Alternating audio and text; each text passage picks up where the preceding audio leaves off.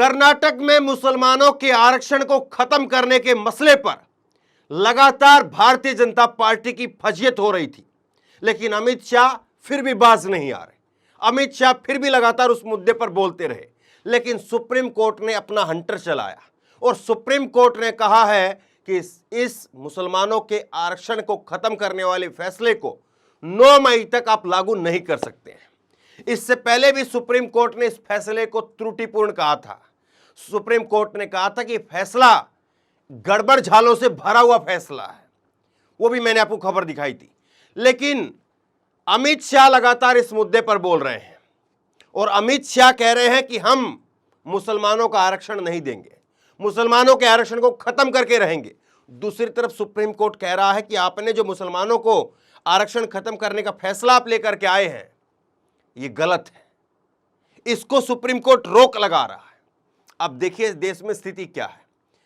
Supreme court एक तरफ जो बात कह रहा है, दूसरी तरफ देश के गृह मंत्री उस बात के ठीक उलट बोल रहे हैं। ये क्या वाकई हमारे संघीय ढांचे को सही साबित करता है या संघीय ढांचे के ऊपर चोट जो है पहुंचाता है? सोचिए जरा इस बात को। सुप्रीम कोर्ट का फैसला देखिए आप, जनसत्ता का फैसला, जनसत्ता ने छापा है, फैसला 9 मई तक लागू नहीं होगा। सुप्रीम कोर्ट कर्नाटक में मुस्लिमों को आरक्षण खत्म करने का मामला, तो 4% आरक्षण मुसलमानों को मिल रहा था, उसको खत्म करके बीजेपी की सरकार ने चुनाव से ठीक पहले लिंगायत और वोकालिंगा, दो अलग अलग वहां पर जो समुदाय है उनके अंदर 2-2% बांट दिया। अब सुप्रीम कोर्ट ने बताया इस फैसले को, जरा ये हेडलाइन देखिए, कुछ हेडलाइन देखिए, मैं आपको पहले बता चुका हूं। सुप्रीम कोर्ट ने कहा कि ये जो फैसला आप ले रहे हैं ये त्रुटिपूर्ण फैसला है, मतलब कि इसमें इतनी गड़बड़ियां भरी हुई हैं, इसको क्या चेक करें। जैसे कि कोई बच्चा पेपर दे करके आए और बच्चे के पेपर को जो है चेक करने के लिए कोई टीचर बैठता है, कोई मास्टर बैठता है और वो देखता है कि ये भी गलत, ये भी गलत, ये भी गलत, तो वो कहता है कि ये तो पूरा ही त्रुटियों से भरा हुआ है, पूरा गलतियों से भरा हुआ है। ऐसी टिप्पणी जो है सुप्रीम कोर्ट की तरफ से कही गई और सुप्रीम कोर्ट ने कहा कि ये त्रुटिपूर्ण है। दूसरी तरफ कांग्रेस का जो है ये खबर देखिए आप, कांग्रेस ने कहा कि हमारी सरकार बनेगी तो मुसलमानों को ओबीसी कोटे में फिर से देंगे आरक्षण। ये जो है वो कांग्रेस की तरफ से कहा गया, लेकिन चुनाव में ये मुद्दा तय हो गया था कि चुनाव के अंदर ये मुद्दा बनाया जाएगा और डीके शिव कुमार ने इस बात को कहा और इसी बात को कोट करते हुए कल अमित शाह ने कहा, देखिए आप, अमित शाह का ये बीजेपी की तरफ से ट्वीट किया गया है। कांग्रेस के अध्यक्ष कहते हैं, डीके शिव कुमार ने कहा था सरकार बनने पर दोबारा आरक्षण लागू करेंगे।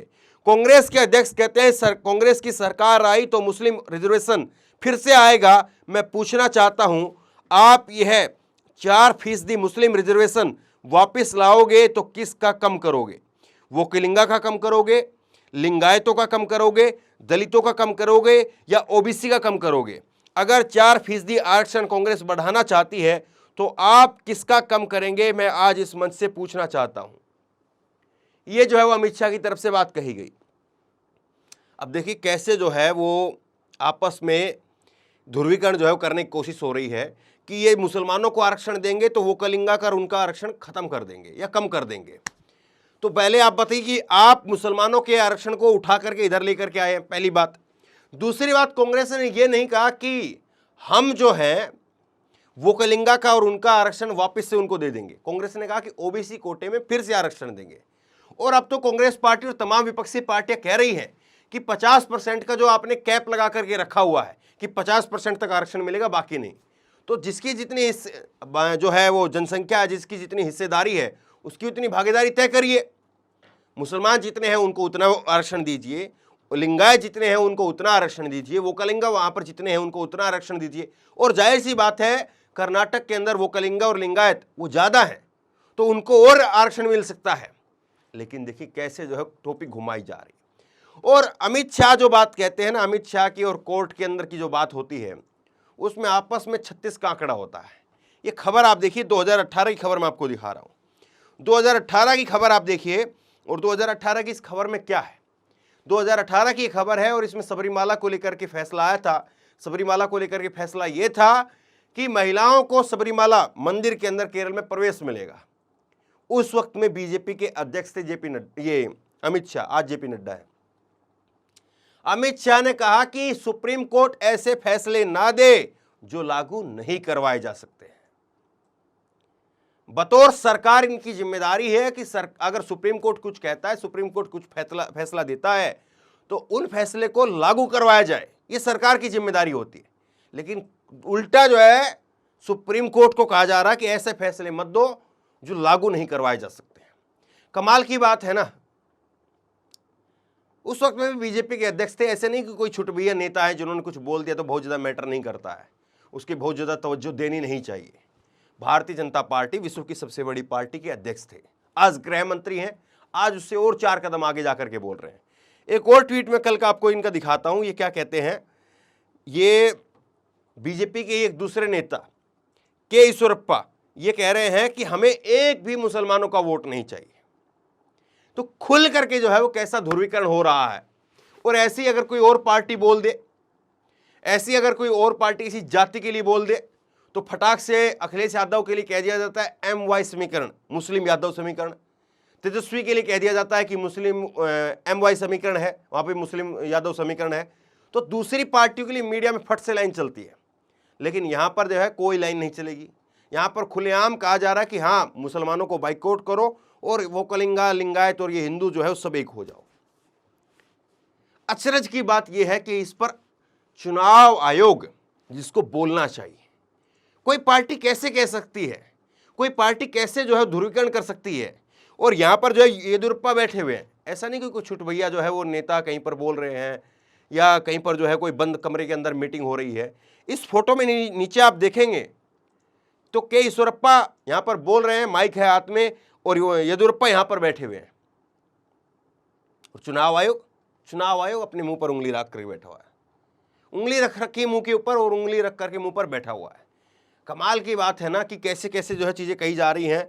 और इसीलिए शायद इनकी तमाम सर्वे में फजीयत हो रही है।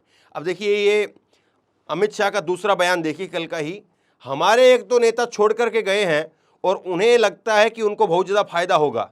मैं कांग्रेस को कहना चाहता हूं कि आपको कोई फायदा नहीं होगा। आप भारतीय जनता पार्टी से आए नेताओं के आधार पर चुनाव लड़ते हो, तो ये बताता है कि आपके यहाँ पर वोट बैंक की करप्शन आ गई है। इतने लंबे शासन में कांग्रेस ने 2 ही लिंगायत मुख्यमंत्री दिए और दोनों का अपमान करा करके बाहर निकाल दिया। अब हेमंत बिस्व शर्मा कौन है जिनको आपने कांग्रेस से ला करके मुख्यमंत्री बनाया? ज्योतिरादित्य सिंधिया कौन है जिनको ला करके और उनके साथ में 20 विधायक ला करके आपने सरकार बनवाई?